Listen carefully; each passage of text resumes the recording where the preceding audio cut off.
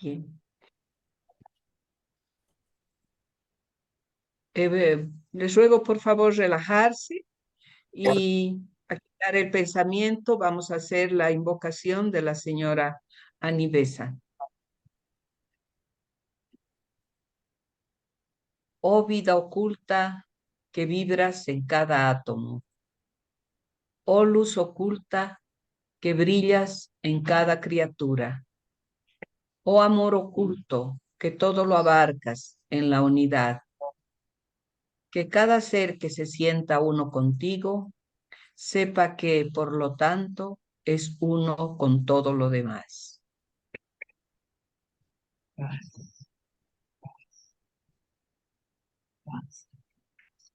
Gracias. Gracias, María Luisa. Gracias. Bueno, continuamos con la invocación de la señora Rada Burnier. Por favor, respiramos. Hay una beatitud y un poder más allá de nosotros mismos, que vienen en ayuda de aquellos que están preparados para recibirlos. Nos dirigimos respetuosamente hacia aquella beatitud, aquellas grandes fuentes de las cuales emanan incesantemente la fortaleza y la inspiración, hacia todos los que estamos resueltos a abandonar el yo personal para desarrollarnos, aprender y compartir fraternalmente y sin reservas.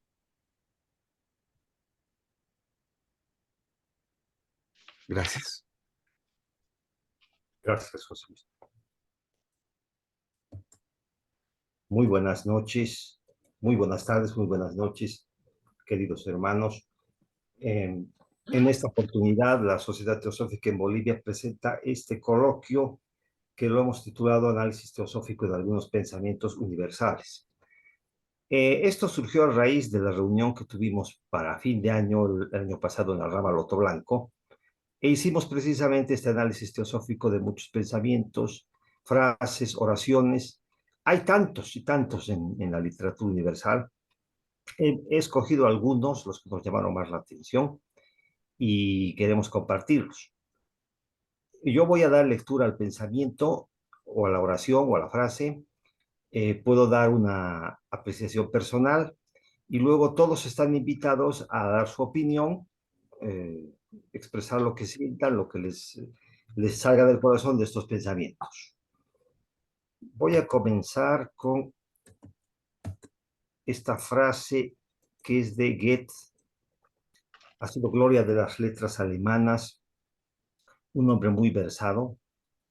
Esta frase es de él, dice: un hombre no llega a comprender ninguna cosa a menos que la ame. Haciéndolo extensivo hacia la teosofía, hacia la sociedad teosófica, yo puedo comentar que a menos que amemos la teosofía y amemos la sociedad teosófica, muy por encima del compromiso que sintamos, no vamos a llegar a comprender la profunda enseñanza teosófica. O sea, yo comienzo con esto, que se aplica a todo, pero en este caso lo aplico directamente a la teosofía. O sea, y pienso que personalmente es algo que, sin darme cuenta, he llegado a amar y trato de comprenderlo cada día. No sé qué opinan ustedes, queridos hermanos.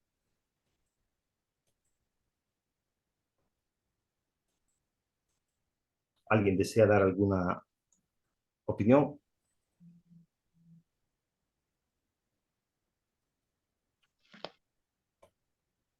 Bueno, voy a pasar a la siguiente entonces. Emilce. Emilce, buenas noches, ¿qué tal?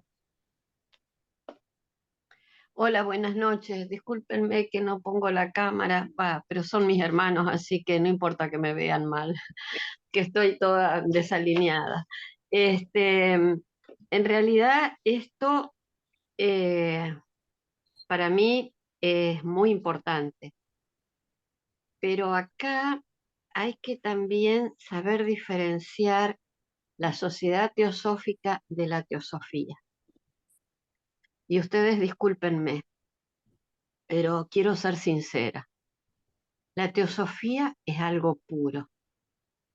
La sociedad teosófica la tratamos de hacer más pura, pero la sociedad teosófica está hecha por hombres Entonces, por ahí hay momentos que nos desilusionan, pero tenemos que ser lo suficientemente una perspicacia de saber diferenciar, de que nosotros estamos acá para el estudio de la verdad y queremos manifestar eso.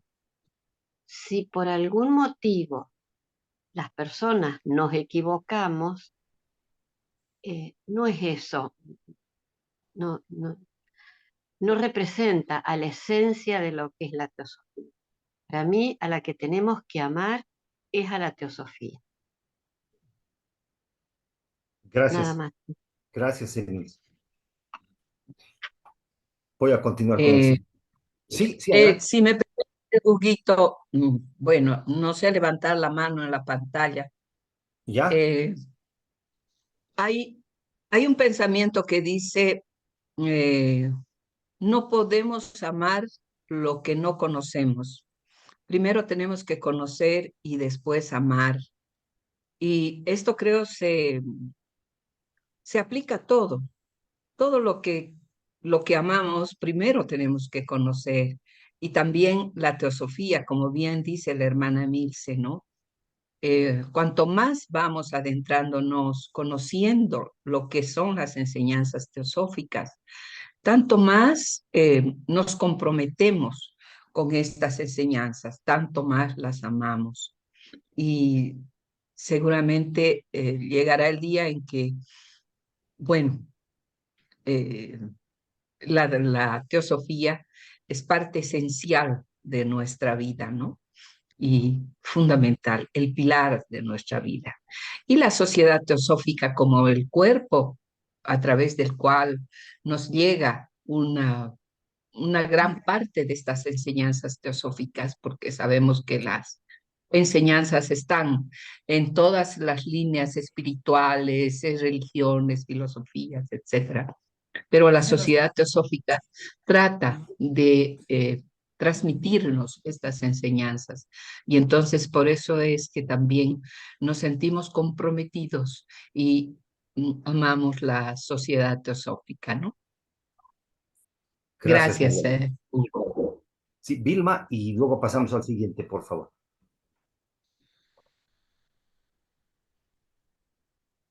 Adelante, Vilma. Ok, ahora sí, Abril.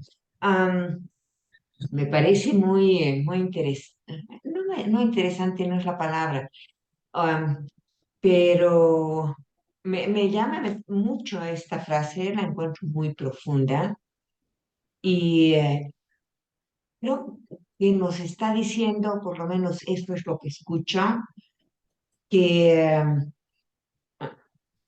para comprender algo, no importa qué, am, para comprender realmente tenemos que ir más allá de la intelectualidad. La intelectualidad es un paso, pero no es, como digo, es un peldaño. Yo creo que es mucho más profundo amar que hacer trabajar solamente la intelectualidad. Eso, Guito, muchas gracias. Muchas gracias, Vilma. Este es del libro El Gran Aprendizaje de Confucio, se llama La cadena de siete conexiones de siete eslabones que produce una cadena de consecuencias. Dice, cuando se investigan las cosas, se amplía el conocimiento. Cuando se amplía el conocimiento, los pensamientos son sinceros. Cuando los pensamientos son sinceros, se mejora el corazón. Cuando se mejora el corazón, se cultiva la vida personal. Cuando se cultiva la vida personal, se regula la familia. Cuando se regula la familia, el país se ordena. Cuando los países están en orden, el mundo está en paz. Esto lo dijo Confucio.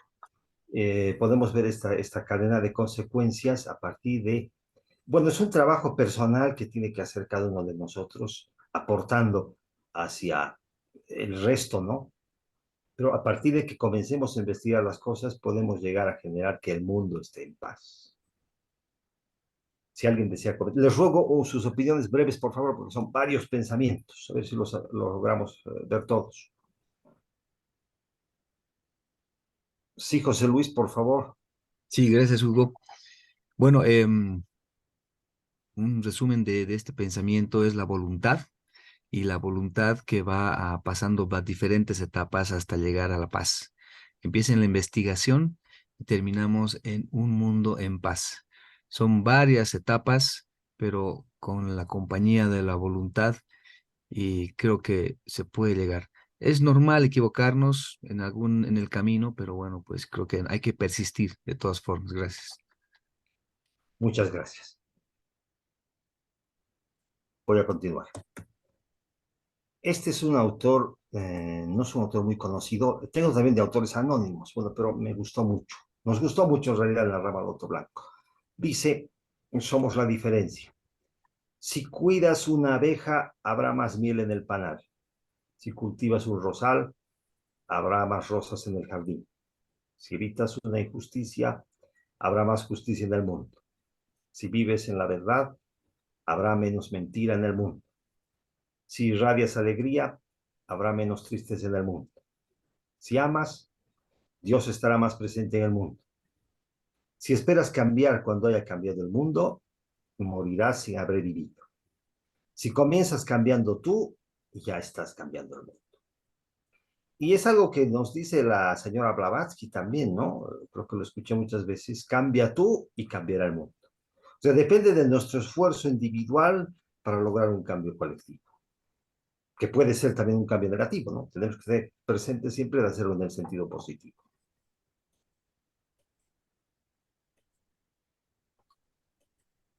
¿Alguien desea opinar?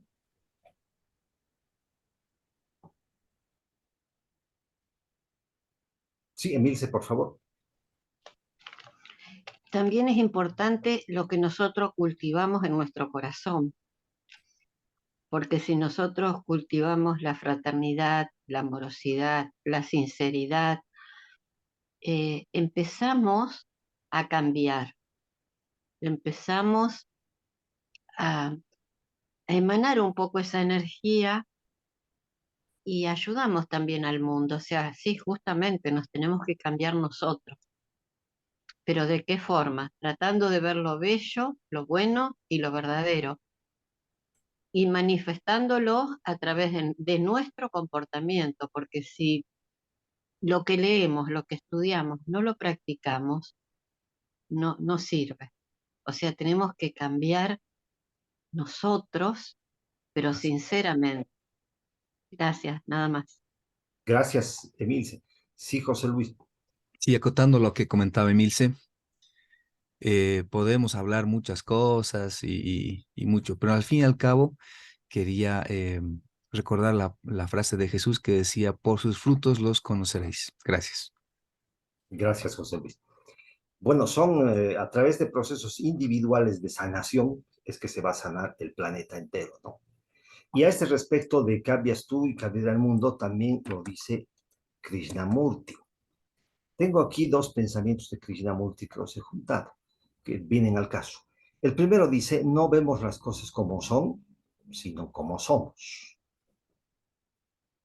Y el que viene al caso es este, dice, lo que estamos intentando es ver si podemos lograr de manera radical una transformación de la mente. No aceptar las cosas como son, sino entenderlas, profundizar en ellas, examinarlas. Entregar tu corazón y tu mente, con todo lo que tienes por descubrir, una manera diferente de vivir. Pero eso depende de ti y de nadie más. Porque en esto no hay tutor, no hay alumno, no hay líder, no hay gurú, no hay maestro, no hay salvador. Tú eres el tutor y el alumno, tú eres el maestro, eres el gurú, eres el líder. Tú lo eres todo. Y entender es transformar lo que es. Bueno, Krishnamurti tenía una manera radical de ver las cosas de todas maneras, aunque el mismo señor Buda dijo, no, cuando tú conozcas algo, que tu conciencia te diga si eso es verdadero, no la tradición o porque te lo han enseñado tus maestros. Pero de todas maneras se trata de una decisión personal, o sea, una transformación de la mente, dice él, para ver las cosas como son, no como soy, porque yo veo las cosas e interpreto la vida como yo soy, de acuerdo a mí mismo, pero en realidad tal vez no son así. ¿Alguien desea comentar?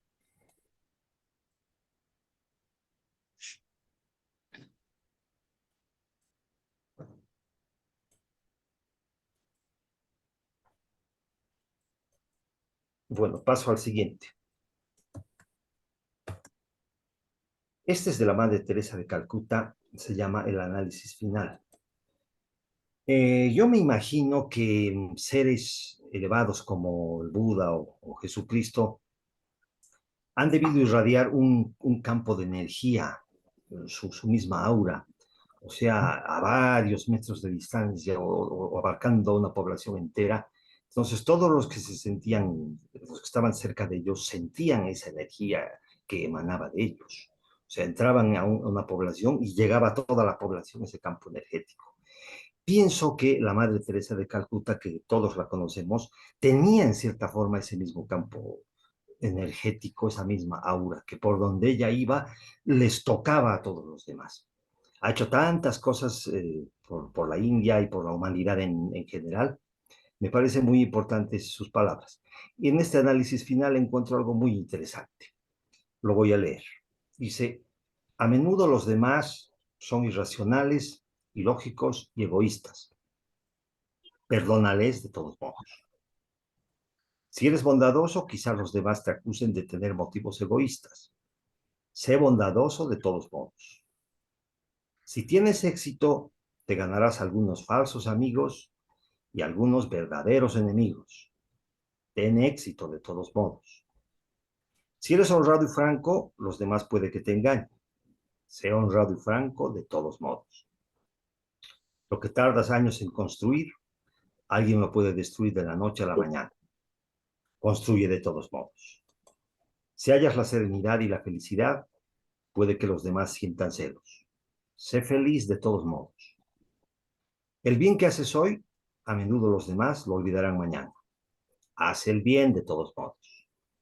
Da al mundo lo mejor que tienes y quizá nunca será suficiente. Da al mundo lo mejor que tienes de todos modos. Al final todo es entre tú y Dios, nunca ha sido entre tú y ellos, de todos modos. Esta última frase me parece muy poderosa. Al final todo es entre tú y Dios, nunca ha sido entre tú y ellos. Este Dios podemos entenderlo como Dios, ese ser supremo de las religiones, o podemos entenderlo como Logos, o podemos entenderlo como nuestro yo superior. Algún momento, cuando desencarnemos, vamos a hacer un repaso de nuestras vidas y vamos a tener que darnos cuentas a nosotros mismos, tal vez ese yo superior o a Dios, y nos vamos a dar cuenta que todo lo que hicimos fue entre ese yo superior y yo. Nunca fue realmente entre ellos y yo. O sea, yo veo aquí mucha sabiduría de la Madre Teresa. O sea, hagámoslo todo porque al final es ante nosotros mismos que vamos a responder. E inclusive el karma está determinado aquí. Es entre tú y Dios. ¿Qué opinan, queridos hermanos?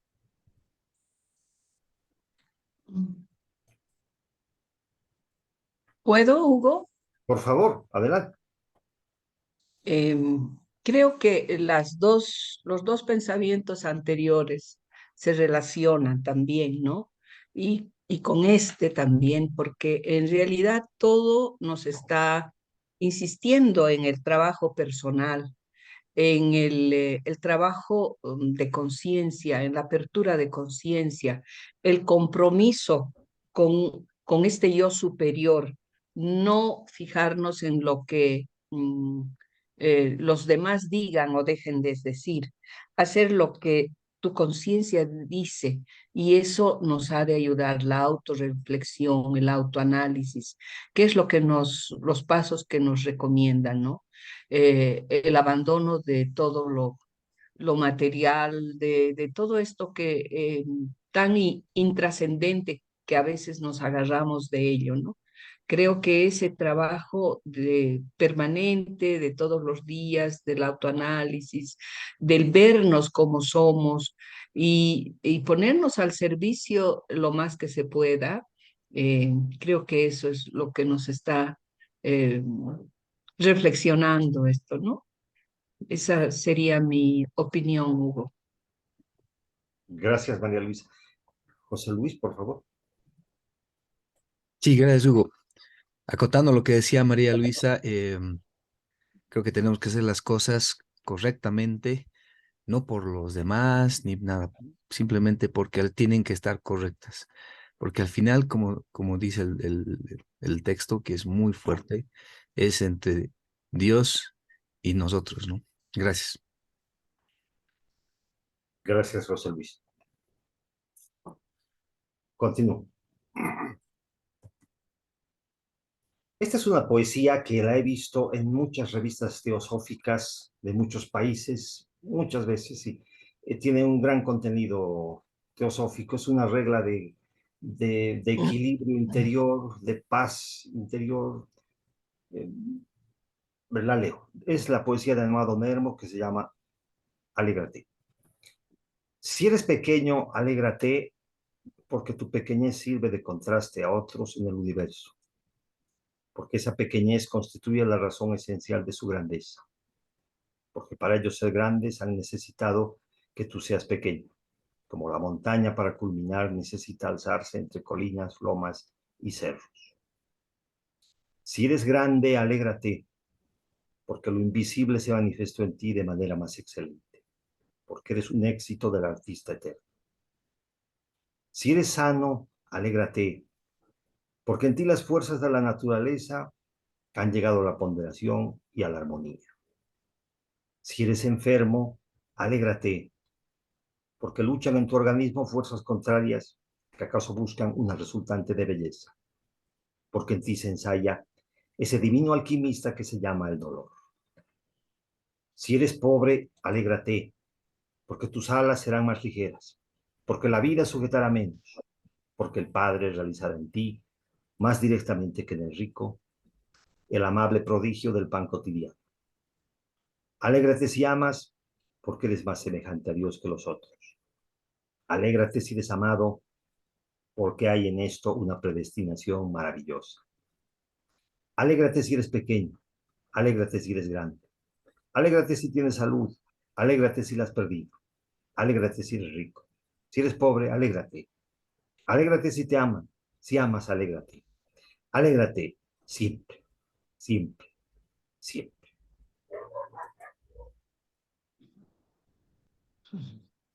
Les dejo los comentarios, queridos hermanos.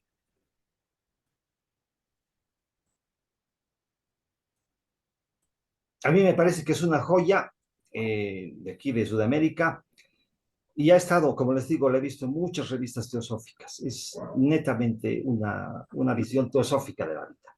Sí, Emilce, por favor.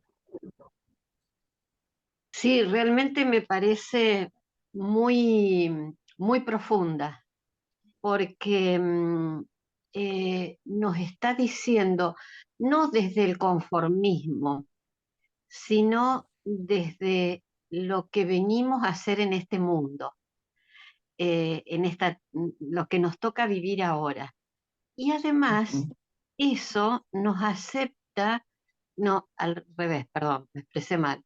Además, eso permite que nosotros aceptemos todas las otras diferencias, porque eh, al verme que yo soy distinto y me acepto a mí misma, ¿y qué soy yo?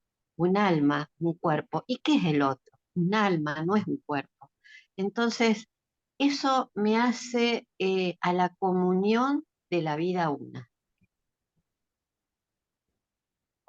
Incluso hasta las diferencias de ocupaciones, ¿no? Porque a veces nosotros denigramos o decimos, uy, el barrendero, uy, y si no tuviéramos esas personas, ¿qué sería? Entonces, esa diversidad de ver eso con sinceridad nos hace conocernos a nosotros mismos también. Muchas gracias, Emilce. Sí, Vilma, por favor. Gracias, Huguito. Si lo que dice, lo que acabas de decir, Emilce, realmente está en mi corazón también. Am, Creo que nos está diciendo también, abraza el momento o abraza la condición, abraza el aprendizaje, abraza lo que tienes ahora, hablando teosóficamente en esta encarnación, ¿no ve? Y abrázalo con amor. para seguir ese camino tan grande que tenemos que seguir recorriendo. Hay una frase en toda la poesía que me gusta mucho. Dice, alégrate si eres amado, porque hay en esto una predestinación maravillosa.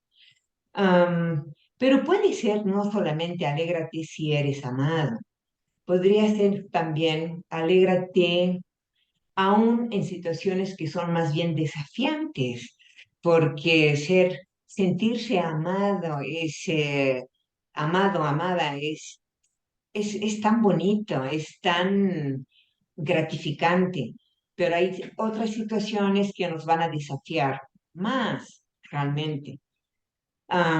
Y donde estamos es el lugar donde tenemos que estar para el aprendizaje se nos están dando las oportunidades para el aprendizaje que debe ser hecho. Realmente es una verdadera joya.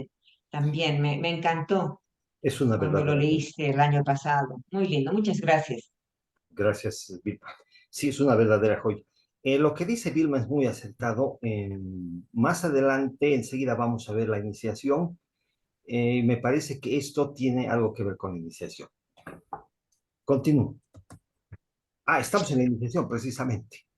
Eh, Tengo un problemita. Hay una persona que quiere hablar, Huguito. Sí, por favor, adelante. No, Sí, no. soy yo, Noemí. Buenas tardes con todos. Buenas tardes, Noemí, ¿qué tal? Sí, bien, Buenas gracias. tardes.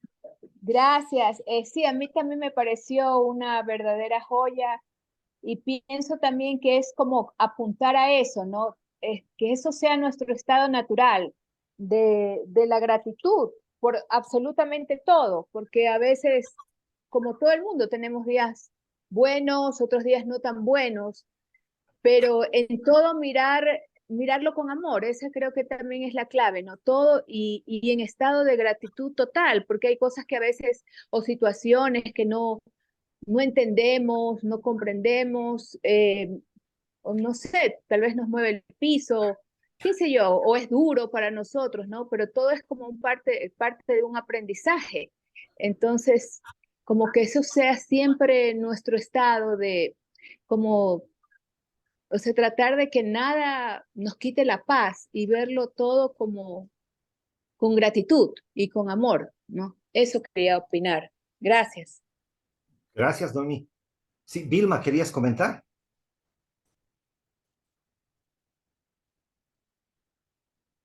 Creo que no. Bueno, voy a pasar al siguiente, que es precisamente el que decía de la iniciación. Este es un trozo de la señora Blavatsky, del Theosophist, no recuerdo exactamente de qué fecha es.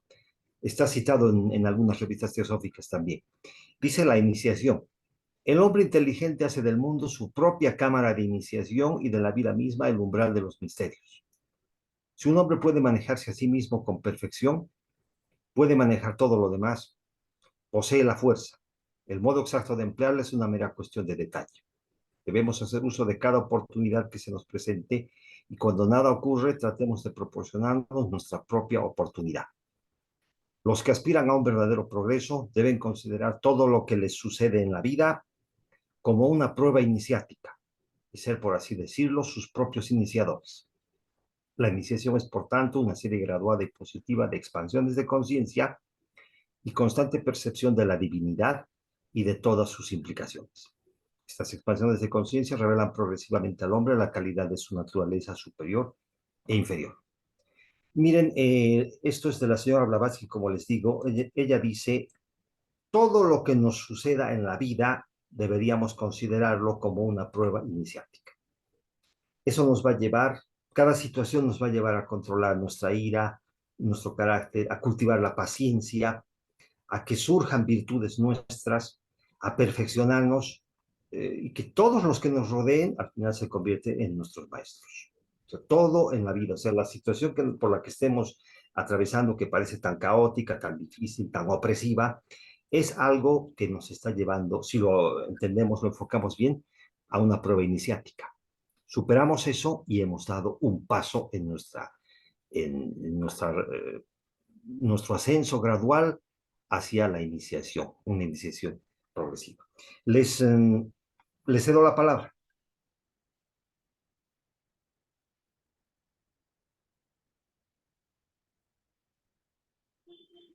Bueno, tendría esto que ver con lo que veíamos hace un rato de la poesía de Alégrate. O sea, cada situación en la que uno se encuentre, aunque parezca que es mala, habría que verla con mucha alegría, como una prueba iniciática.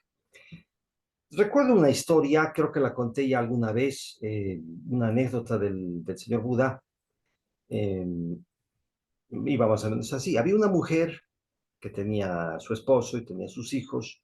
El esposo era pescador y se levantaba al amanecer, entonces ella le preparaba, que tenía ya preparado su desayuno y su almuerzo, entonces él salía a pescar con sus redes, ella despertaba a los niños, los aseaba, parece que los llevaba a la escuela, volvía al hogar, limpiaba, cocinaba, luego remendaba a veces las redes de su esposo, las redes de pescar, nuevamente salía a recoger a los niños, los hacía a comer, luego venía su esposo, también los hacía comer, y limpiaba, creo, los pescados que él había traído, porque tenían que venderlos. Había un detalle, o sea, se supone que tenía que hacerse meditación, o sea, había que hacerse diariamente la meditación, y si no se hacía la meditación, no se iba a poder entrar al nirvana. Entonces, esta mujer estaba sumamente preocupada. Decía, a mí se me pasan los días y las noches, o sea, porque llegaba la noche y estaba tan cansada que no podía meditar. Yo no puedo meditar, yo no voy a poder entrar al nirvana. Entonces vivía con esa preocupación. Un día escuchó que la gente gritaba y corría de aquí para allá. Entonces salió a la calle y vio que ocurría y le dijeron, es Buda, es Buda ha llegado, está en la plaza. Entonces ella dijo, él me va a dar la solución, voy a consultar con él. Salió corriendo. Había una gran muchedumbre en la plaza, entonces como pudo, logró abrirse paso y estuvo frente a Buda. Entonces le dijo, maestro, tengo este problema, yo no voy a poder entrar al nirvana. Y le contó todo lo que les acabo de narrar. Entonces Buda se le quedó mirando y le dijo, pero hija, si tú eres la que debería enseñarme a mí, tú lo único que haces es dar y dar. Tú solamente das amor. No te preocupes, tú ya tienes el nirvana. Miren una cosa, con esto trato de ilustrar como yo lo entiendo. Eh, en el vivir, en el quehacer cotidiano, en realidad sin considerar como una prueba iniciática, si enfocamos adecuadamente las cosas, tal vez estemos ganando nuestro nirvana. No es una opresión, sino es algo que nos está haciendo llegar más arriba. ¿Alguien desea comentar? Creo que no.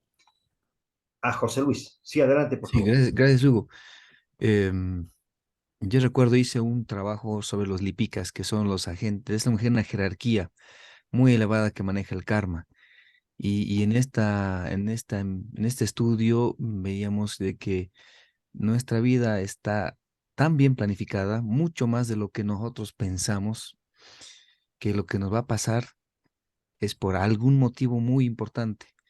No solamente las cosas, sino las personas con quienes nos encontramos en el camino, algunas nos acompañan, otras no, otras nos ponen problemas.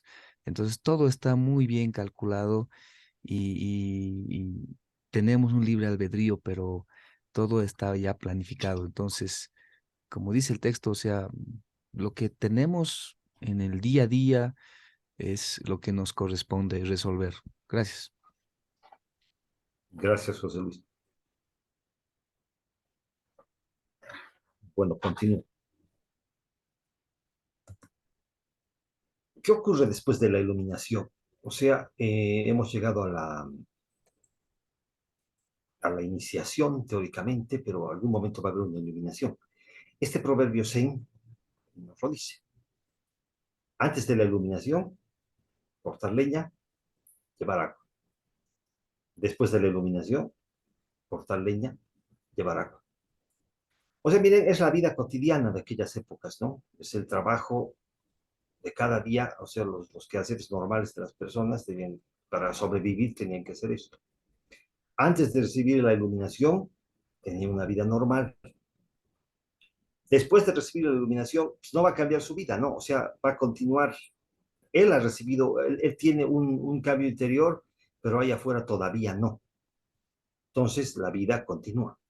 Va a continuar cortando leña y llevando agua, igual que lo hacía antes y después de la iluminación.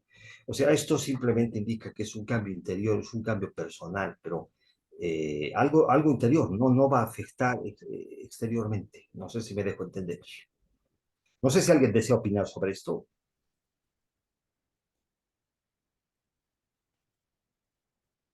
¿Puedo? Por favor, adelante. Sí, bueno, lo dice, eh, bueno, dice claramente que eh, no es que después de la iluminación nos toque el nirvana. Claro. Es al contrario, nos toca trabajar mucho más porque vamos a tener mucha más conciencia. Gracias. Gracias, José Luis. Bueno, y quizá haya algo más, ¿no? Que según, o sea, una vez que se obtenga algún grado de iluminación, algún grado de autorrealización espiritual, la persona de alguna forma se va a apartar, eso sí, del resto, hasta que los demás poco a poco a su tiempo y a su propio ritmo lleguen a un estado similar de conciencia. Entonces, lo que sí va a ocurrir es que se llega a un estado de soledad. Esto lo dice también Carl Gustav Jung, o sea que el que ha logrado algún estado, un paso dado en su autorrealización espiritual, se convierte prácticamente en un ermitaño, porque ya no va a poder integrarse igualmente como era antes. Se presenta la soledad. Ahora tenemos esa soledad, existe también una soledad existencial que muchas veces hemos hablado, pero enfocando la soledad directamente, me ha gustado mucho este poema. El autor es Anam Cara, no sé, no podría darles más información si es hombre o mujer, pero tiene mucho para meditar. Lo leo. Bendición de la soledad. Que reconozcas en tu vida la presencia, el poder y la luz de tu alma. Que comprendas que nunca estás solo, que el resplandor y la comunión de tu alma te conectan íntimamente con el ritmo del universo. Que aprendas a respetar tu individualidad y tu particularidad. Que comprendas que la forma de tu alma es única, que te aguarda un destino especial aquí, que detrás de la fachada de tu vida sucede algo hermoso, bueno y eterno. Que aprendas a contemplar tu yo con el mismo júbilo, orgullo y felicidad con que Dios te ve en cada momento. Esta última frase es la que más me llamó la atención. O sea, y yo creo que es así. El yo superior o el logos, la jerarquía que exista, que está velando por nosotros, nos ve así, a cada uno de nosotros. Y debemos hacerlo también nosotros. Que aprendas a contemplar tu yo con el mismo júbilo, orgullo y felicidad con que Dios te ve en cada momento. Yo entiendo que es así la cosa. Y debemos darnos cuenta de eso, ¿no? Y sentirnos muy a gusto con nosotros mismos. Y esto se va a lograr en la soledad. Esa es la clave, ese es lo bello. Sí, José Luis, adelante. Huguito, María Luisa estaba antes. Ah, ya, no la vi, perdón. Sí, adelante, María Luisa.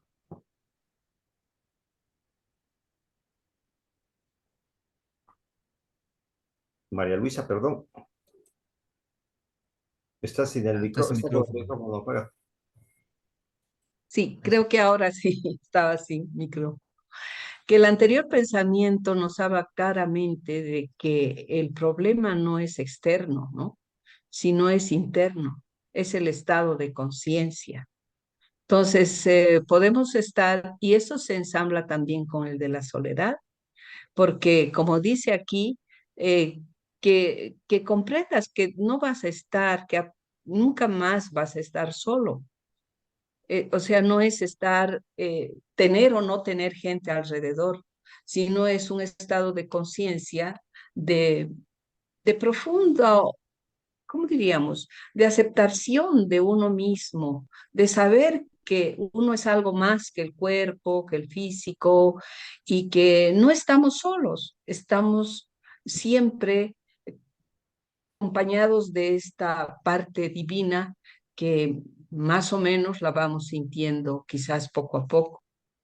Y bueno, la iniciación no es tampoco, es decir, eh, vemos que hay algunos grupos, falsos gurús, etcétera, que hablan de unas ceremonias iniciáticas, etcétera, pero la verdadera iniciación no es eso, sino es un estado de conciencia, por lo menos en los primeros grados, ¿no? Y la soledad para quien encuentra el camino espiritual, creo que no existe como tal, ¿no? No existe la soledad. Gracias por escucharme. Gracias, María Luisa. Sí, José Luis, por favor. Sí, gracias, Hugo. Acotando lo que comentó María Luisa, no estoy de acuerdo en que cuando vamos mejorando, vamos tomando más conciencia, estamos más solos. Creo que es al contrario, más bien. Hay- pa- Aparentemente para la gente, los que vemos esas almas que ya están más evolucionadas, los vemos solos, es un punto de vista nada más. Esas almas evolucionadas ya no están solas porque ya son uno con todo. Entonces, nunca estuvieron solas y nosotros nunca estuvimos solos. Gracias. Gracias. De Ujú. todas maneras estamos solos. O sea, existe, en medio de una muchedumbre podemos estar, pero existe siempre una soledad existencial porque es nuestra propia particularidad y nuestra propia individualidad y debemos aceptarlas. Y el punto es que cuando se tiene la soledad propiamente dicha, me encuentro con mi alma, conmigo mismo, con mi parte divina, y eso me va a ayudar a superar lo que cotidianamente estábamos viendo hace un rato, ¿no? La parte física, la parte astral, la parte mental, hacia arriba. Pero sentir que esa divinidad me ve con orgullo, con júbilo y con felicidad en cada momento, yo también verme a mí mismo. Emilce, por favor. Sí, me gustó muchísimo lo que dijo María Luisa y José Luis, realmente lo siento así, pero también creo que hay que reconocer que el trabajo lo tenemos que hacer solos, interior y solos. Por algo dicen, venimos solos y nos vamos solos. Pero además de eso, me parece que es importante, y lo dicen en muchos lugares, yo no tengo memoria para decir dónde, pero eh, a medida que vamos tomando conciencia, es como que empezamos a caminar solos, porque es un sentir, no aislarse, porque estamos viviendo en un mundo eh, donde tenemos que tener las relaciones normales, ¿no? O sea, vivir en este mundo sin ser de este mundo. Pero justamente eso, estar conscientes de quiénes somos. A pesar de tener familia y de tener hijos, uno tiene que saber que el alma de uno es de uno. Nada más, gracias. Muchas gracias. Es muy bonito lo que dijo. Ser de este mundo sin ser de este mundo. Me parece muy, muy interesante. Vilma, sí, por favor. Sí, muy breve, Huguito. En realidad, bueno, hay dos partes específicas que todo está precioso, pero hay dos partes específicas que me mueven más profundamente. Pero hablando de la soledad, yo creo que una cosa es la soledad existencial, ¿no? Es decir, es algo diferente, creo, y lo que aquí nos está diciendo es que necesitamos un encuentro con nosotros mismos y para eso se necesita silencio. Quiero decir silencio de muchos ruidos, entre comillas, que nos distraen. Y ese silencio nos habla, pero de una manera impresionante. Y ese silencio se da, entre comillas, otra vez en soledad, porque cuando podemos abstraernos de tantos ruidos. Y las dos partes que realmente me encantaron y que son muy profundas, es, por ejemplo, esta que dice que reconozcas, a ver un momentito, ¿dónde está? Tengo que ver dónde está. Este que detrás de la fachada de tu vida, ¿dónde está? Detrás de la fachada de tu vida hay algo, no lo encuentro. Ya, que detrás de la fachada de tu vida sucede algo hermoso, bueno, y remarco, eterno, eterno, qué hermoso.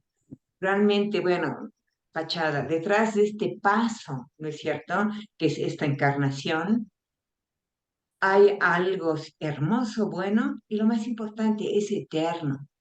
Entonces, para poder entenderlo, se necesita, o para poder interiorizarlo, realizarlo, realmente se necesita silenciar todos esos ruidos.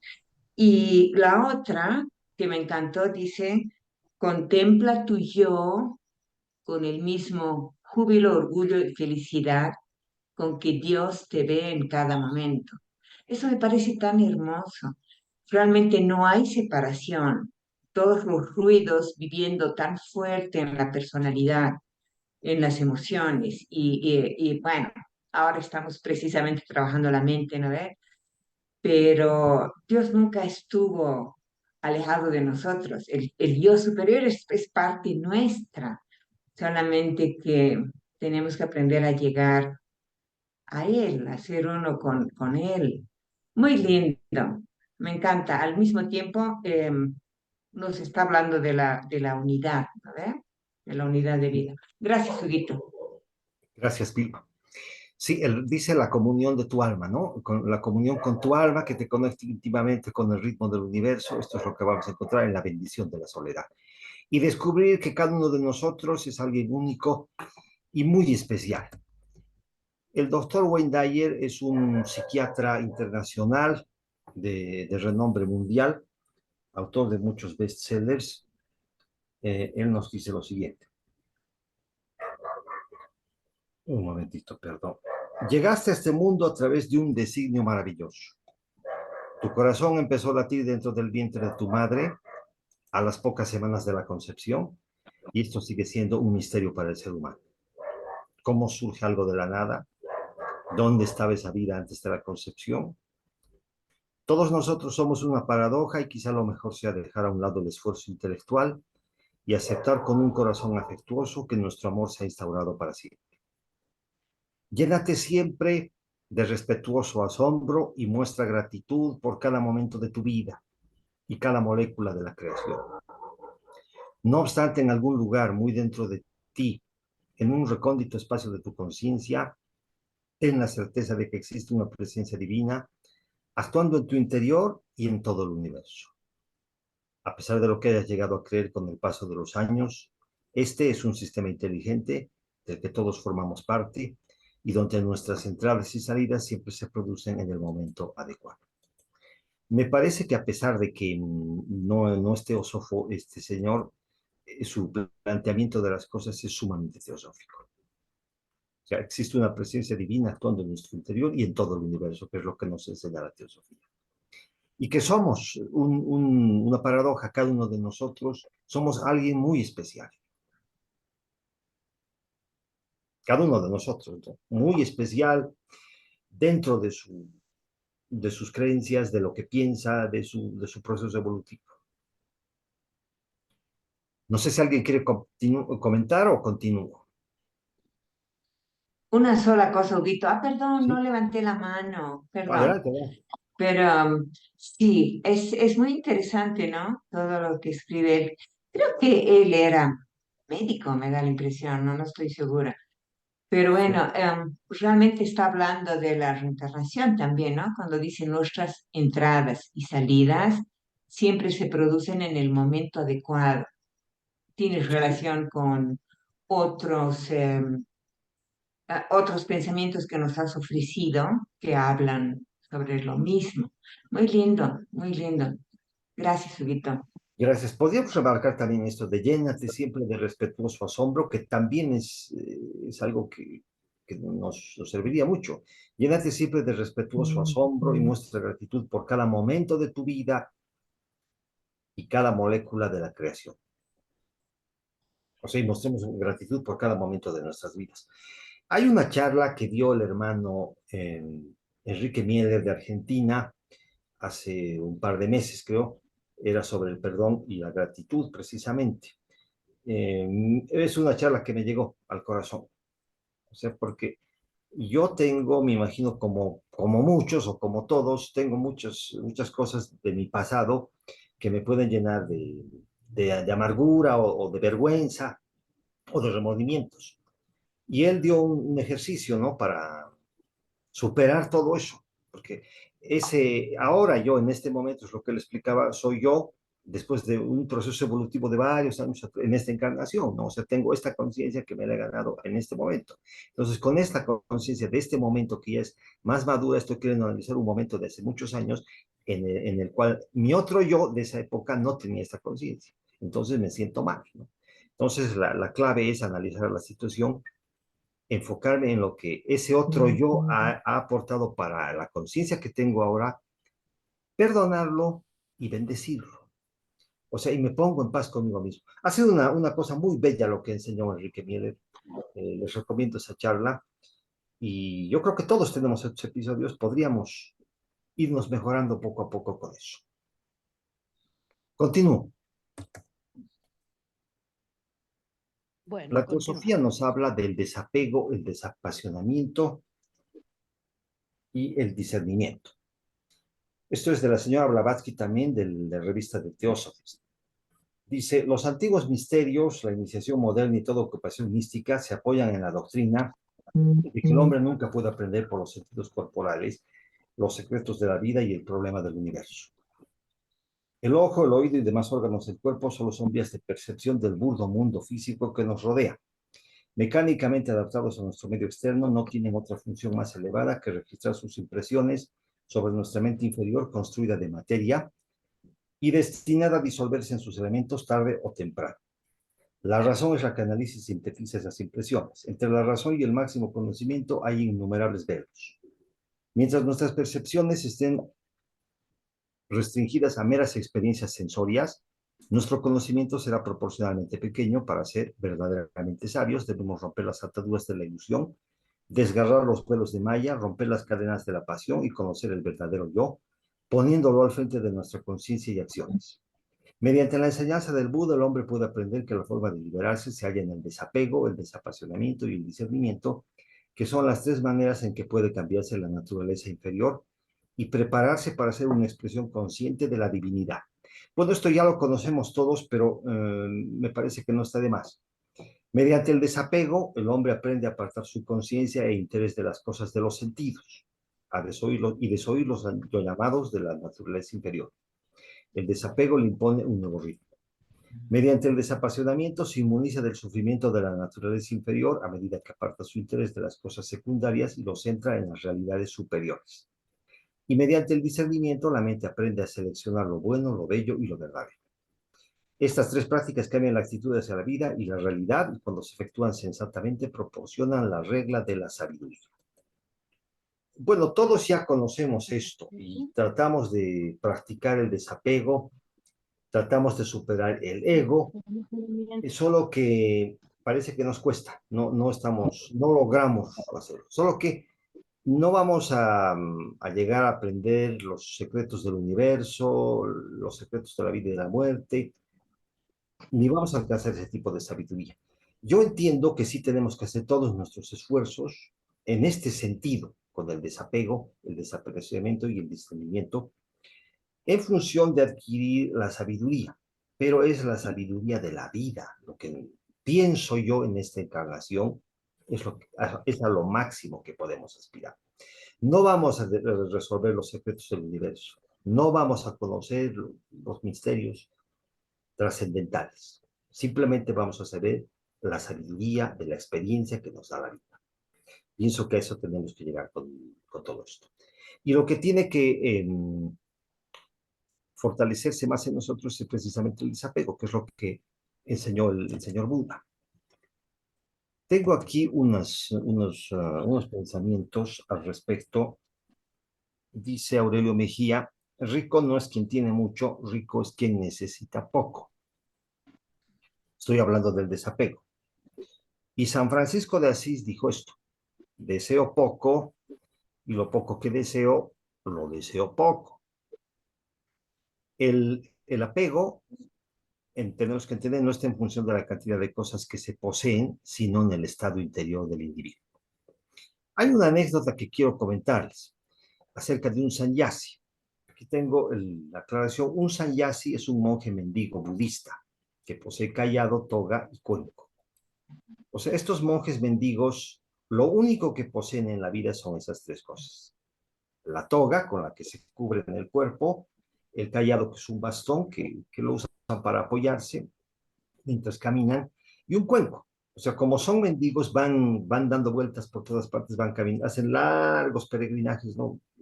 Llegan a algún lugar, entonces la gente sabe que tiene que darles de comer. Entonces, en ese cuenco generalmente les dan arroz, o les daban arroz. Esto es de las épocas de la señora Blavatsky. Come el arroz y luego le dan leche, inclusive, entonces toma la leche y se va. Es una obligación que tienen los demás budistas hacia los sannyasis. ¿Cuál es la principal virtud que estaría cultivando el sannyasi? Es el desapego, precisamente. O sea, se ha despojado de todo vínculo con las cosas materiales. O sea, es un monje mendigo. Tiene esas tres cosas solamente: el cayado, la toga y el cuenco. Bueno, se supone que son unos hombres santos, ¿no? Están en camino hacia la iluminación, hacia el nirvana. Bueno, la anécdota es la siguiente. Igualmente llegó a un poblado el señor Buda. Entonces hubo un revuelo general. Toda la gente quería ir a escucharlo. Entonces dijeron: va a estar en la plaza y va a hablar. Entonces el sannyasi estaba entrando a la población y se enteró. Y dijo: no, yo también quiero ir a oírlo. Y le dijeron: el rey va a abrir las puertas del palacio para que toda la gente deje sus cosas ahí, sobre todo los que están llegando desde otros lugares para escuchar lo que diga el señor Buda. Pueden dejar sus cosas en el palacio y cuando termine la conferencia las recoge. Entonces el sannyasi dijo: ah, bueno, yo también voy a ir a dejar allá mis cosas. Fue el sannyasi, dejó su cayado y dejó su cuenco. Cuando la toga no podía quitársela, no, porque era su ropa. Dejó la toga, el cayado y el cuenco en el palacio también. Entonces fue a sentarse junto con la gente en la plaza, estaba escuchando las palabras del señor Buda, etc. Y de repente vienen los soldados gritando y interrumpen la reunión. Entonces dicen: ha habido un incendio, el palacio se está incendiando, vayan a recoger sus cosas. Entonces todo el mundo salió corriendo a salvar sus cosas del incendio. Y, sorpresa, el sannyasi también salió corriendo. O sea, tenía que salvar su cayado y su cuenco. O sea, vean ustedes el grado él estaba en el camino del desapego, pero tenía apego a su cayado y a su cuenco. Una actitud diferente hubiera sido que ante el incendio él no le hubiese interesado que se quemaran su cayado y su cuenco, pero les tenía apego. Yo creo que esta anécdota nos ilustra que nosotros poco a poco podemos ir avanzando en este camino, ¿no? Porque vamos a tener muchos errores y es humano, errar es humano. No sé si alguien desea comentar algo, por favor. Salomón, ¿qué tal? Qué gusto. Hola Hugo, oye, llegué un poquito tarde, pero acá estoy. Oye, mira, quiero comentar algo respecto a lo que hizo este monje que fue Sí, a salvar su cuenco y cayado. Pues yo creo que mientras estemos en este plano terrenal, necesitamos un poco, por lo menos un poco de consuelo, de abrigo, de lo más importante que es nuestra comida, ¿no? Lo más elemental, por ejemplo, también puede ser un poco de ropa. O sea, lo más elemental, yo creo que no hay quien no lo busque, no lo persiga, por el hecho de que es inevitable que podamos pasar frío, que podamos pasar hambre, etcétera. Yo creo, yo lo veo como muy natural, como tú dices, pues ya se debió haber desapegado, pero yo creo que hay cosas de las que de plano no podemos librarnos, ¿no? Nada más, Hugo, gracias. Gracias, Salomón. Emilce. Bueno, yo quería hacer un comentario de que los sannyasis, en general, por ahí en la India, creo que se van a la montaña y meditan solos y qué sé yo, después que ya terminaron todas sus obligaciones con la familia y con la sociedad. Entonces, eso también tenemos que ver, porque a veces nos queremos despegar y decir, ay, me quiero ir solo a la montaña y tengo 5 hijos chiquitos. Entonces hay que ver cómo nos despegamos y de qué nos debemos despegar. Ojo con no despegarnos de nuestras obligaciones. Eh, y la otra es que me parece que en la vida, a medida que nosotros nos vamos despegando o aprendiendo alguna lección, viene otra más grande para que podamos subir al segundo escalón. O sea, que siempre estamos en el aprendizaje. Entonces, claro, a él se le quemaba lo único que tenía, pero se tenía que desprender también de lo único que tenía. Gracias. Gracias, Emilce. Sí, este hombre estaba teóricamente muy encaminado en la práctica del desapego, pero en realidad todavía estaba muy apegado, ¿no? Esa es la moraleja. Entonces, nosotros que estamos tratando de hollar el sendero, yo creo que podemos perdonarnos nuestras muchas faltas. Continúo. Este es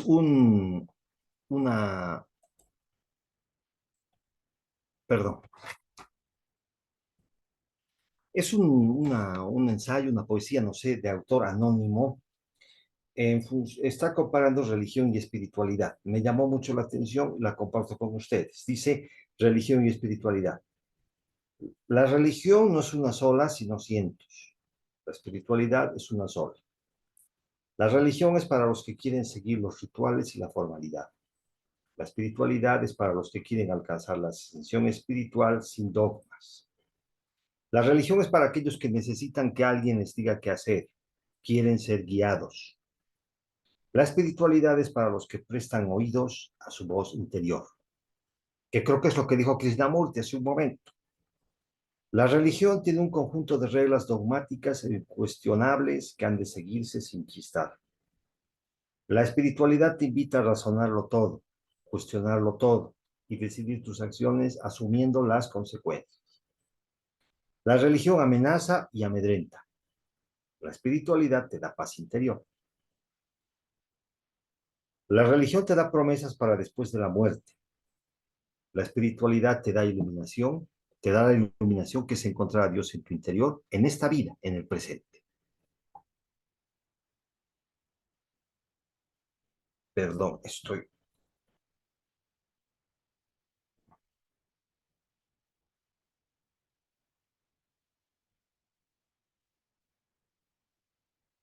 En el presente, perdón, en el aquí y ahora. La religión te hace vivir en el pensamiento, la espiritualidad te hace vivir con la conciencia. La religión se ocupa del hacer, la espiritualidad del ser. La religión es lógica, la espiritualidad es dialéctica. La religión te alimenta el ego, la espiritualidad te hace trascender. La religión te hace renunciar al mundo, la espiritualidad te enseña a vivir en el mundo sin renunciar a Dios. La religión es adoración, la espiritualidad es meditación. La religión es seguir formando parte de la psicología de las masas. La espiritualidad es individualidad. La religión sueña con la gloria y el paraíso. La espiritualidad te hace vivirlos aquí y ahora. Me parece que estas comparaciones tienen mucho de cierto. Van a disculpar, hay algunas pantallas, no sé, cosas que se presentan aquí en lo que estoy viendo, no me dejan leer adecuadamente. Hay momentos que no puedo moverlas.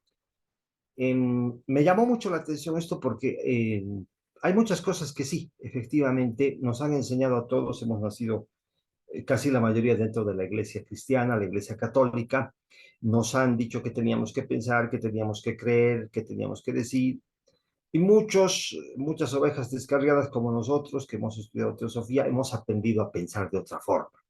O sea, ya hemos salido de ese adoctrinamiento. Y hemos encontrado un tesoro de sabiduría, ¿no? Hemos encontrado muchas cosas que están fuera de los límites de la religión. Yo pienso que somos muy afortunados de haber conocido la teosofía y que le ha dado luces a nuestra vida, nos ha abierto los ojos, y de todas formas nuestra misión es tratar de transmitir este conocimiento tan sublime a todos los que podamos. No sé si alguien desea hacer algún comentario.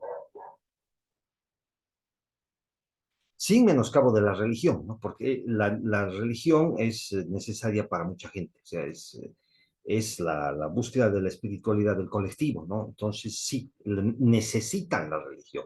Sí, María Luisa, por favor. Está con su micrófono cerrado, María Luisa. Considero que es muy interesante todo esta referencia que se hace entre religión y espiritualidad, evidentemente. Pero como usted también decía, Hugo, sí, no tenemos que, digamos, condenar o ver a menos a los practicantes religiosos, porque hay muchos ejemplos de profunda espiritualidad en religiosos comprometidos. Seguramente en nuestra vida diaria conocemos a muchos de ellos, y también a través de la historia, unos grandes místicos y representantes, por ejemplo, como usted decía, de la religión que está más cercana a nosotros, la religión católica, ¿no? Tenemos ahí a una Santa Teresa de Ávila, de una espiritualidad tan profunda, a San Juan de la Cruz, la misma Madre Teresa de Sí. Calcuta, que ella es también una religiosa, ¿no? De convento. Entonces, sí, hay muchas maneras de encontrar la espiritualidad, y lastimosamente a veces la mayoría de las personas nos quedamos con la parte externa, con el formalismo, pero ese es una limitación personal, no tanto una limitación, digamos, de la religión, ¿no? Nada más eso, gracias. Gracias, María Luisa. Sí, José Luis, adelante. Sí, gracias, Hugo.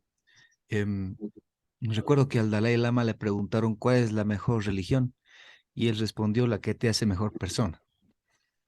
Y bueno, en consecuencia pienso que nuestra mente lamentablemente pone las cosas buenas y malas, y este no es el caso.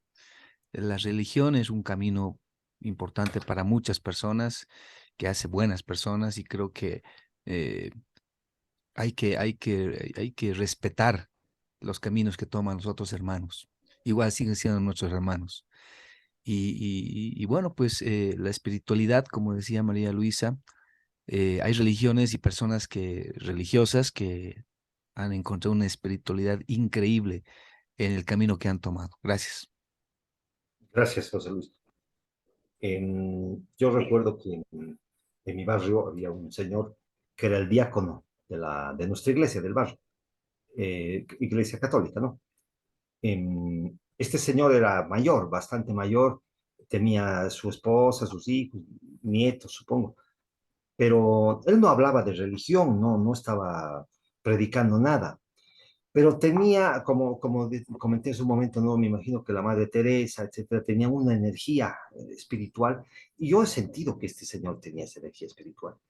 O sea, él no conocía nada de teosofía, ni de espiritualidad, ni de ninguna otra cosa aparte de la religión católica. Era el diácono de la iglesia, repito. Pero él irradiaba algo especial. O sea, si yo he conocido una persona espiritual en mi vida, puedo decirles que este señor ya falleció hace tiempo. Pero sí, tenía algo.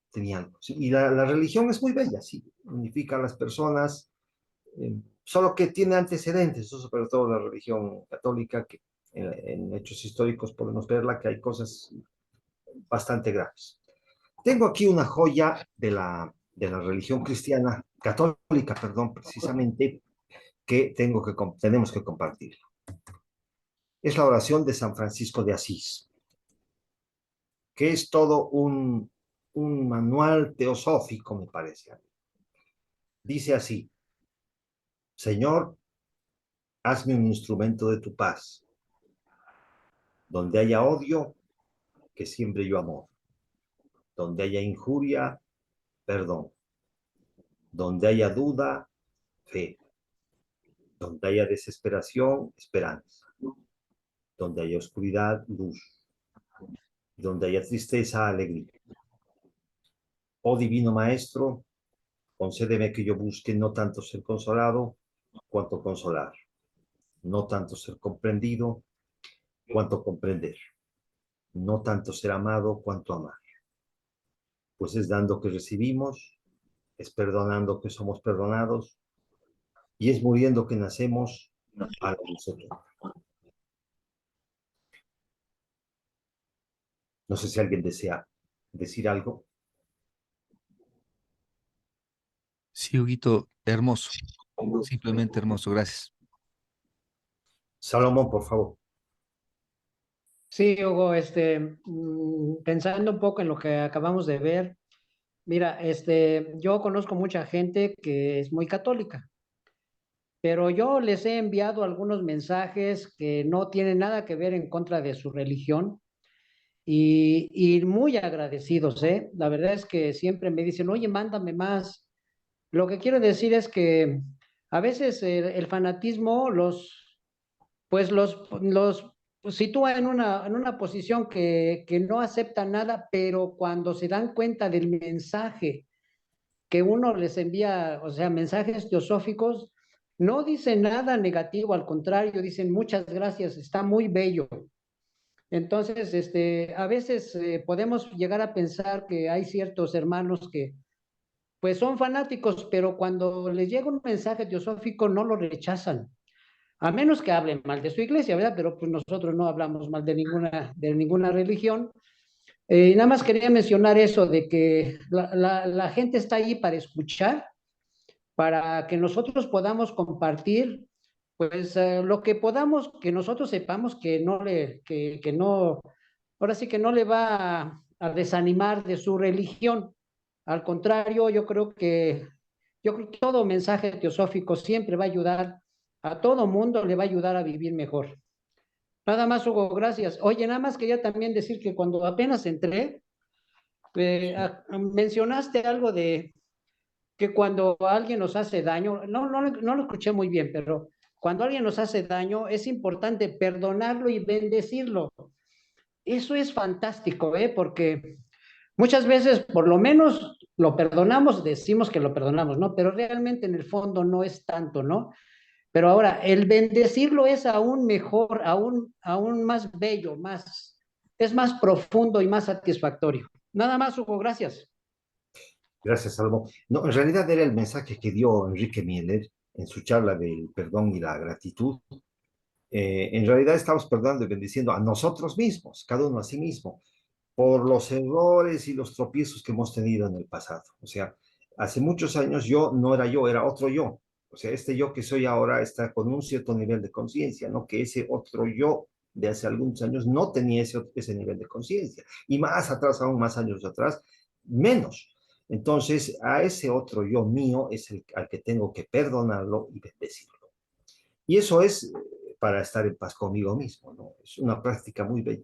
Y claro, esto hay que hacerlo extensivo a todos los demás, es lo que explicó Enrique, pedir perdón y bendecir por el daño que hayamos podido causar, si es que se ha causado algún daño a otras personas, pedirles perdón y bendecirlos. Inclusive decía, enfocarlos mentalmente uno por uno o en grupo, entonces pedirles perdón y bendecirlos, ¿no? Y pedirnos perdón a nosotros mismos, o sea, perdonarnos a nosotros mismos y bendecirnos. Es una práctica muy bella, que en cuanto la escuché, sí, la puse en práctica y realmente es muy bella, se las recomiendo.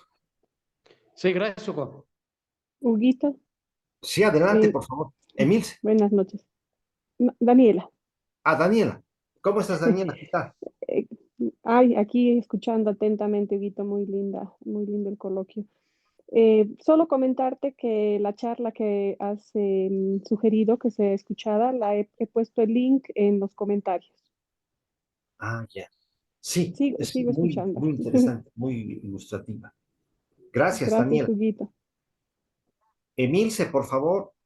Sí, me gustaría compartir algo que me enseñaron con respecto al perdón, porque a veces uno tiene que considerar que cuando ofende a una persona, el pedir perdón, a lo mejor en el momento que la persona todavía está muy convulsionada, es exigirle demasiado. Entonces, por ahí me parece que es bueno eh, devolver, a ver, sacar el daño que hicimos de alguna manera con alguna retribución, como por ejemplo, si robamos, devolver el dinero que robamos. Si ofendimos a una persona en público, eh, pedir disculpas en público. Entonces, hay algunas cosas con respecto al perdón que me parece que las tenemos que tener presentes, porque no es pedir perdón solamente, hay que resarcir un poco lo que uno hizo, sobre todo por la otra persona y por nosotros mismos también. Gracias. Gracias. Sí, adelante, Salomón. Sí, ahorita que mencionó eso, Emilce, recordé, yo estuve mucho tiempo con los mormones, estuve 16 años con ellos y tenían una frase muy, muy buena. Decía, cuando ofendas a alguien, lo primero es pedirle perdón a la persona. En segundo lugar, pedir perdón a Dios. Y en tercer lugar, no volverlo a hacer. Me quedó muy grabado y creo que muy interesante. Gracias. Gracias, Salomón.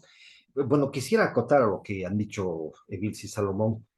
En realidad, vimos en el ensayo de la Madre Teresa, precisamente, no es entre ellos y tú, dice ella, siempre ha sido entre tú y Dios, nunca ha sido entre tú y ellos. Entonces, sí, claro, hay que resarcir el daño que hayamos podido hacer, pero tenemos que perdonarnos a nosotros mismos, porque ante el juez que nos vamos a enfrentar posteriormente es a nuestra propia conciencia, a nuestro yo superior. Entonces, yo creo que es una regla para evitar el karma, inclusive como muchas veces he explicado, porque va a llegar el momento, ¿no? Que vamos a desencarnar y vamos a tener que enfrentarnos de una u otra forma a aquello que hicimos. Entonces, vamos a decir ahí, me dio una bofetada y yo qué hice, le respondí 3 bofetadas. Y ese momento tal vez sea un momento de arrepentimiento ante nuestro yo superior, decir, no debí haberlo hecho. O sea, lo que debí haber hecho es lo que enseñó el Maestro Jesús, por ejemplo, ponle la otra mejilla. Entonces, si uno pone la otra mejilla, creo que en realidad en ese momento va a estar más en paz consigo mismo que si le hubiese devuelto la bofetada. Entonces, esa parte hay que tener también en cuenta en esto que vemos del perdón y la gratitud hacia nosotros mismos, que nos vamos a juzgar nosotros mismos, es ante nosotros mismos que vamos a tener que rendir cuentas y nos tiene alertas, ¿no? Para nuestro comportamiento y no generar karma. Sí, Daniela, por favor. Huguito, pensando un poco en esto del perdón, se me vino una anécdota que se contó de Gandhi, ¿no? Se acerca a él un hindú y le dice que en algún enfrentamiento que tuvieron con los musulmanes, él mató a un musulmán y que estaba muy arrepentido y muy dolido y no sabía cómo resarcir, ¿no? Ese error que había tenido. Y Gandhi le dice que adopte a un niño que haya quedado huérfano, un niño musulmán, pero que se encargue de enseñarle su religión, ¿no? Me parece una enseñanza muy profunda, ¿no? Porque a veces queremos resarcir el daño un poco más simple, a mi modo, ¿no? Pero no como tiene que ser, ¿no? Él le privó a ese niño un padre musulmán con su religión musulmana. Y Gandhi le dice que eso es lo que tenía que hacer, resarcirlo de esa forma. Gracias, Daniela. Sí, Salomón, por favor. Sí, gracias, Hugo. Oye, recuerdo mucho una respuesta que me dio Clarisa de España con respecto a cuando uno es ofendido por otra persona. Y dice, bueno, lo primero que tenemos que pensar es que todos tenemos un nivel diferente de conciencia. Entonces, la persona que ofende, que molesta, que hace daño a los demás, lo hace porque ese es su nivel. No puede hacer menos que eso. Dice, entonces tenemos que pensar en que todos venimos de la misma fuente y por lo tanto es tu hermano. Me quedó muy grabado y nada más lo quise mencionar. Gracias. Gracias, Salomón. Gracias por compartir. Voy a continuar. Este pensamiento me gustó mucho, es de T.S. Eliot, un libro Los Cuatro Cuartetos, que se puede aplicar a nuestra búsqueda teosófica inclusive. Dice, no dejaremos de explorar y al final de nuestra búsqueda llegaremos a donde empezamos y conoceremos por primera vez el lugar. Yo creo que con nuestra madurez, estaba comentando, a mi manera de entender las cosas, vamos a adquirir esa sabiduría de la vida a través de nuestra experiencia por la vida, que pienso que es la máxima sabiduría a la que podemos aspirar. Y esa sabiduría de la vida recién nos va a hacer comprender cómo eran las cosas, vamos a tener una conciencia de cómo era exactamente nuestra vida, el lugar donde estuvimos, lo que ocurrió. Y siempre hemos estado ahí. Pero cuando lleguemos a ese estado de conciencia exactamente después de después de habernoslo propuesto y de haber puesto nuestro esfuerzo, entonces recién vamos a entender las cosas, pero las cosas siempre estuvieron ahí. Yo lo entendería así. Y es a eso a donde vamos a llegar. No sé qué opinan ustedes.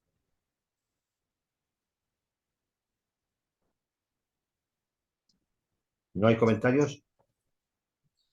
Continúo. William Blake era un místico inglés, ¿no? Que ha pintado cuadros, los hemos visto en conferencias de la Federación muchas veces, los cuadros de William Blake. Era un místico famoso, tiene un gran trabajo esotérico. Bueno, de él es esta frase. Me parece que esto se puede aplicar como una meditación, y si se dan cuenta el alcance que tiene esta meditación, es bastante profunda. Dice así, para ver el mundo en un grano de arena y el cielo en una flor silvestre, abarca el infinito en la palma de tu mano y la eternidad en una obra. Si se hace este experimento, o sea, tendríamos que tener la paciencia de concentrarnos, aislarnos, como veíamos hace un momento en la soledad, en el aislamiento, retirarnos y contemplar nuestra mano y hacernos la idea de que estamos contemplando la eternidad, o sea, el infinito, el universo, durante una hora, que va a ser la duración de la eternidad. Yo creo que vamos a percibir muchas cosas. Este ejercicio me parece que es muy valedero. Y sí, en un grano de arena después pues, se puede percibir el mundo y en una flor silvestre se puede percibir el cielo y todas las cosas maravillosas.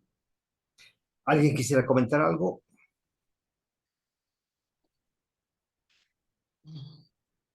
Creo que nadie. Bueno, pero les recomiendo, inténtenlo, bueno, no una hora, unos minutos por lo menos, es muy profundo. Vamos a terminar con esta oración que me gustó mucho.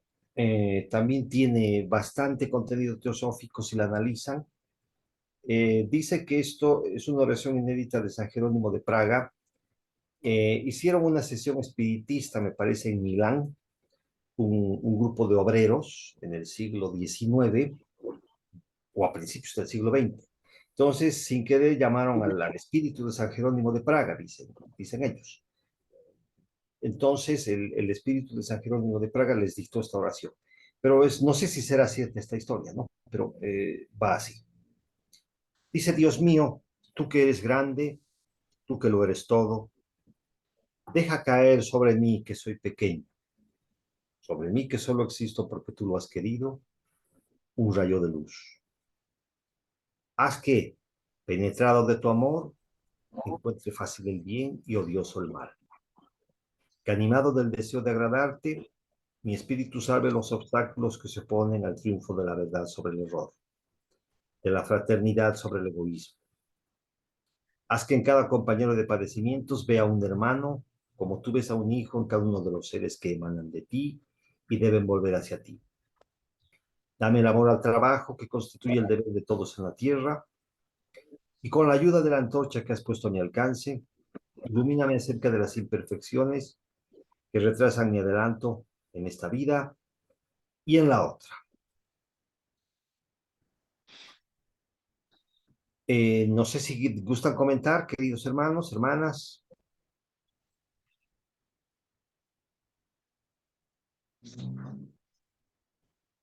Creo que no. Bueno, aquí termino. Muchas gracias a todos.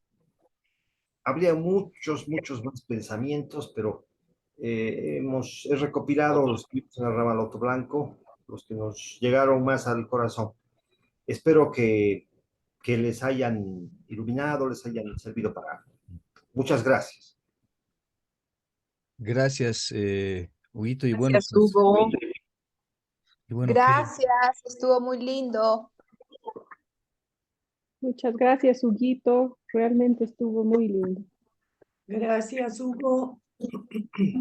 Bueno, creo que Gracias, Huguito. Gracias, Muchas Hugo. gracias. Muy interesante. Muchas gracias. Muchas gracias, Hugo. Saludos a todos. muchas gracias a ustedes. Gracias, Saludos, Salomón. Salomón. Buenas noches. Gracias y gracias a todos Muchísimas los gracias. Una próxima oportunidad. Gracias, Hugo. Buenas Gracias. Saludos a noches. Muy todos, interesante. gracias. Chao a todos. Gracias. Buenas Buenas noches. noches. Excelente, Hugo, como Bendiciones. siempre. Muchísimas Bendiciones. gracias, Emilce. Saludos a todos. Buenas noches a Gracias. todos. Saludos, Emilce. Bye. Saludos, queridos. Saludos. Gracias. Que estén bien. Buenas noches. Chao, Un chao. gusto de Qué bien. que estén bien. Un gusto Bye. compartir con todos. Bueno, nos vemos en una próxima oportunidad. Chao, chao.